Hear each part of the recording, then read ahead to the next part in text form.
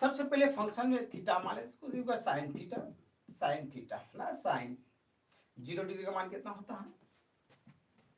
इसको पढ़ते से साइन 0 डिग्री का मान कितना होता है 0, साइन 30 डिग्री का मान कितना होता है 1/2, साइन 45 डिग्री का मान का 1/√2, साइन 60 डिग्री का मान कितना होता है √3/2 और साइन 90 डिग्री का मान कितना होता है 1 होता है। देख लेते हैं साइन 0 डिग्री का मान 0 होता है, साइन 30 डिग्री का मान 1/2 होता है,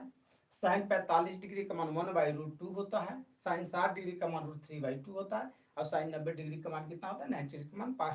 1 होता है। और इसी तरह से कॉस का देख लेते हैं,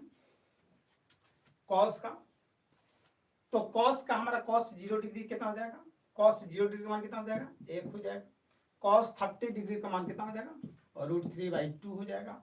कॉस 45 डिग्री का मान कितना हो जाएगा 1/√2 हो जाएगा और कॉस 60 डिग्री का मान कितना हमारा हो जाएगा, कॉस 60 डिग्री का मान हमारा हो जाएगा 1/2 हो जाएगा